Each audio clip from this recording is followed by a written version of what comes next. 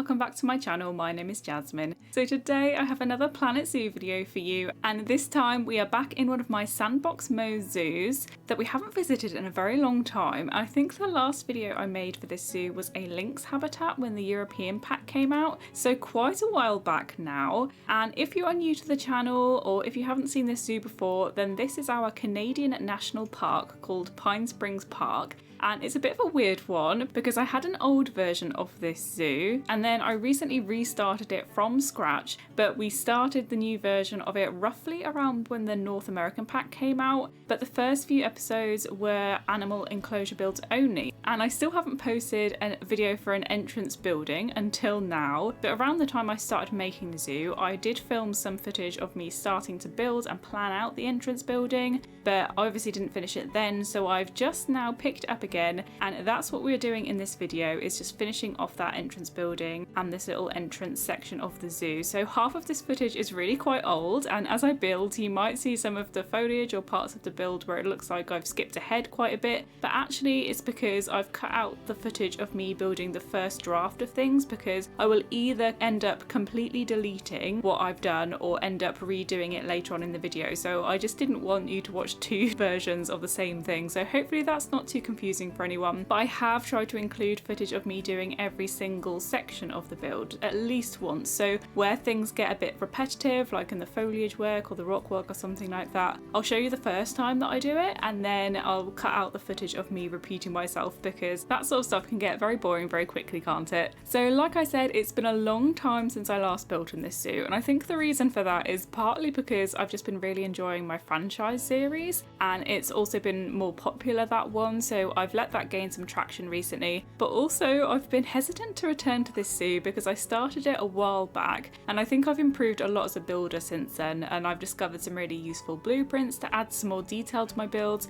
and I'm just more familiar with a lot of the building pieces in general. So looking back on some of the habitats that I created for example the moose and the beavers in this zoo, I'm really not that happy with them, and I would like to redo them eventually. So I decided that in order to carry on with this zoo, what I needed to do was just ignore those habitats for now and start at the entrance building and make it look as good as I can, and then carry on from there as if I was starting from scratch. And then when we eventually encounter the habitats again further down the line, then if I'm not happy with them when I get to them, then we can redo them and reshape them to fit the rest of the zoo so far. So I end up being really happy with how this entrance building turned out by the end of this video, and I also end up using the new zoo tour camera mode feature that we got in one of the recent Planet Zoo updates. So make sure you stick around until the end of the video if that interests you, so you can get a proper good look at all of the finished parts of this build. And as that's a new feature in the game, I do plan on making it a regular feature at the end of each of my sandbox mode videos from now on. And by the way, I will just apologise if the frame rate isn't the best in this video for that tour at the end, because this build had a lot of pieces and the terrain manipulation in this zoo in particular is pretty intense, and that always seems to make my PC run a bit slower. It's because I have to film at the same time as being in the zoo. I'm filming at quite high quality, so my PC does get a little bit laggy, like when I move my camera around in the game as I'm doing that, just because it's, like I say, a really high intensity zoo. But yeah, I was just going to point out that I won't include a tour that shows any footage of the enclosures that we've done in the zoo so far just yet. I just want to pretend that they're not there essentially, and we're starting again, and we'll get to them later on in the series, like I say. And later on down the line I might show you the changes I've made when I do come to editing them in the future, but at the minute they're all a bit fragmented anyway, and they're all in different spaces across the zoo, and I do plan on doing a little bit of work on all of them. So yeah, the tour is just on this entrance area, so hopefully that's okay. So in terms of my inspiration for this build then, I would not say that it was a completely original idea. I used a mixture of reference pictures for inspiration. Some were of real buildings from Pinterest and things like that, and then some were from other Planet Zoo builds that I've either seen on the Steam Workshop or in a zoo tour video from another content creator. But I wouldn't say that I have ripped off anyone directly, because I've definitely mixed and matched ideas, but I would say that there are probably quite a few very similar looking wooden lodge style builds with the same sort of diagonal glass front, similar to this one, across different players. I would credit them all if I could remember where I saw them and who they were, but unfortunately I can't remember exactly where I saw them. It was a long time ago as well when I first started building this building. But in terms of what I include within this build, so all of the facilities we have and all of the different features of the build as well, we have a lot of the staff and guest facilities. So in this main entrance building, we end up having 2 information stalls, which I pretend are ticket stalls. Then we've got 2 different souvenir shops and a bit of a gift shop section, 2 toilet blocks, and then 1 drink and 1 food shop and a little bit of a cafe area. And then in terms of the staff facilities we have off to the right, we've pretty much got all of the staff facilities in one building that the game can have. So things like the quarantine, the vet surgery and everything like that. I've also used the biggest versions of everything where I can. Then we've also got 1 energy and water generator as well, and a large keeper hut just in case. I doubt we'll need a keeper hut in this particular area because I want to start checking the settings in my game as I build the rest of this zoo against like animal welfare settings and staff settings as well, just to try and make the zoo as functional as possible for anyone who might want to download it and play with it in the future. So that'll involve me making sure that we have the right number of staff facilities buildings with the right distance of them to each other, and I think that means that when I come to build each habitat, I will include a keeper hut by that habitat. And so this is not going to be the closest keeper hut to the nearest habitat, but I just had one extra just to spare, just in case. You can't go wrong with too many keeper huts, can you?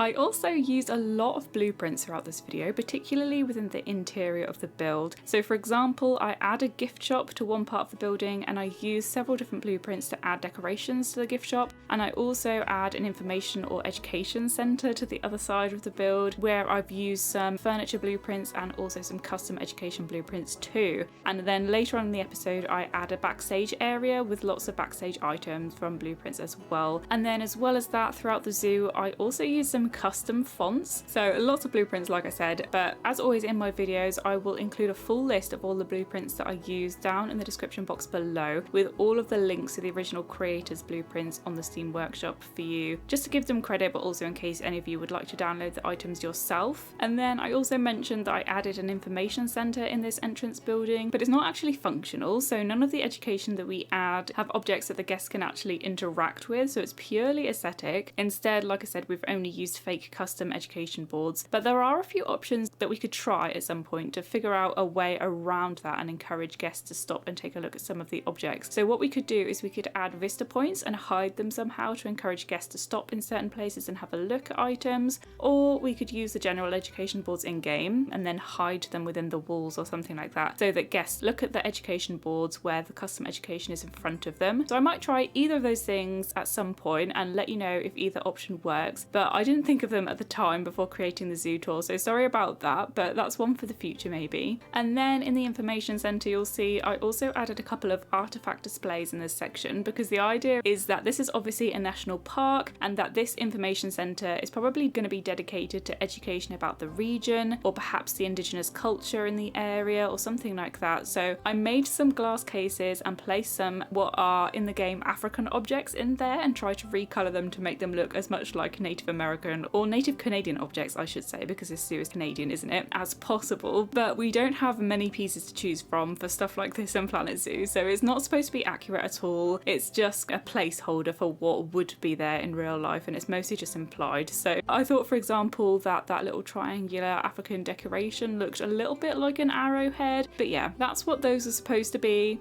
And then in terms of the main exterior of the build then, I went back and forth quite a bit on its design, and I couldn't decide whether I liked the combination of the dark wood beams with the pale Australian wood beams that I've used in some places to accent key areas or not. In the end, I think I delete most of the pale beams from the exterior and keep most of them on the interior, but let me know what you think of the combination we end up with down below, because I could always end up going back and changing it. But yeah, I just thought the contrast was a little bit weird on the exterior for some reason. I was also tempted to add some panels of painted walls on the interior as well, but I ended up keeping it relatively rustic and natural looking just to keep that lodge effect, but I might go back and experiment a little bit later. The objects that I used throughout this build are mostly those European stone pieces we got that are recolorable, and I obviously changed the colours to match the environment as much as I could and the colour scheme. And then I also used those big recolorable beams that I think are from the East Asian theme in base game, and then I also used some smaller ones and they are recolorable. I think they're called Planet Zoo beams, and I use them in a lot of my builds now. I also made sure to add lots of roofing detailing, which is something that I started doing a lot in my franchise zoo series, and I think it really helps just to improve the overall look of builds and make them look really polished and finished, which is nice. And then one thing that I did in this episode that was new to this suit as well was to use the new dirt and wear and tear decals that came with the European pack. So I've started using these in my builds in my franchise mode, but in this video I actually added the dirt pieces to the floor outside, which sounds ridiculous, but one thing that's always really annoyed me about this suit is that the pathing edges for like the gravel pathing and the wood chip pathing that I use quite a lot in this series all have a really super straight edge, and that's okay for things like concrete or wooden flooring where those kind of floorings would have a straight edge, but in real life gravel or wood chip have a really sort of natural edge and they just are not that straight at all, are they? So it's always really annoyed me and ruined the effect for me because it's just too unrealistic. So to make the edges more natural looking, I just add those dirt pieces to the sides of the pathing just to make it look a little bit more uneven and to blend it into the soil a little bit more naturally, and I really like the effect that it ends up with. But I will say, if you want to do this in your builds, I would recommend you using the align to surface feature when placing the decals down, because if the terrain is uneven at all then you'll have a real pain trying to make them all ground level. So yeah, that's just a little tip. And I haven't as yet uploaded this build to the Steam Workshop. I'm not entirely sure whether I'll be able to upload it all or whether I'll have to upload it in parts or just the exterior and then the interior or something like that, just because it has a lot of pieces, so it might not actually be an option to upload it all in one go onto the workshop. But let me know what your preference is as to how to upload things like this to the workshop and what format you find it easier to download big builds like this in, because I found that some formats include terrain manipulation and then others don't, for example. So I could upload it as a habitat maybe, and I think that would mean that it would include everything within the walls of a habitat, and then if you wanted to download it you would just delete those walls. Or another option is I could upload individual pieces like the sign outside on its own, and then like I say the exterior of the build maybe, and then the facilities building on its own, or some foliage and rock sections on their own, which I was planning on doing anyway later on down the line. But let me know what you prefer, because I feel like I'm still a little bit of a workshop noob and I always get complaints on there about pieces missing from my blueprints, but honestly I'm not going to go through and check every single piece uploads perfectly because I don't have the time to go back and fix it. But wherever I can I do try to upload things to the workshop and provide links where I can, and I always try to show all of my method in my videos as well, so that makes it easier in case you need to replicate anything that's missing and things like that. So hopefully that's not too annoying for you. And then for those of you who are fans of my franchise zoo series, I think I will be making another episode for that zoo next, and it will be the restaurant build like I mentioned in my last video. But after that I plan on posting a video which will be me announcing the rules for a summer community challenge project, and I've mentioned this a couple of times now on my channel, so sorry it's taken me so long to get around to organising it, but I wanted to give it my full attention, so I've waited until I was able to do so. And I now also have a new phone so I can be more active on things like Discord and things like that, but I also now have a clear idea of a plan for what I want that community challenge to look like. So it will basically be themed around custom education and an animal of your choice, and I also want to make it a summer community challenge, so that could be interpreted however you'd like I think, but that's the sort of theme that I'm going with if anyone wants any inspiration. And like I say, I think I will demonstrate an example of what to do in a video so that you have a really clear idea of what to do, and then I will announce things like deadlines and instructions in that video too in more detail as well. So I will make it a reasonably long deadline so that we have time to get a few entries in, and then if there are enough entries then I might do a tour video of a few of them, which would be nice. But in the meantime feel free to join my Discord server, which is as always linked in the video description down below, because in there we have some Planet Zoo chats, and that's also where I'll be getting everyone to share their links and things like that, and just talking and sharing information for community challenge as well. There are also lots of just general chats in there as well in case anyone wants to just join for the sake of joining and getting involved in the community over there. But that's pretty much everything that I wanted to say in this voiceover, so I really hope that you liked the build and that you enjoyed seeing another episode for Pine Springs Park, because I do love this zoo and I love the concept of it, even if I do want to redo some of my old habitats. Don't forget to stick around until the end of the video to see the real-time tour, but if you like the build then please make sure that you leave a like and a comment down below, and feel free to add any suggestions or feedback in the comments as well, because I love reading your suggestions. I do always try to respond to every single comment as well, even if it does take me a little bit of time time sometimes, I do make sure that I do respond to every single comment. So yeah, that's pretty much it from me, and it looks like we are wrapping up the build now, so I will head over to real time to do our real-time tour.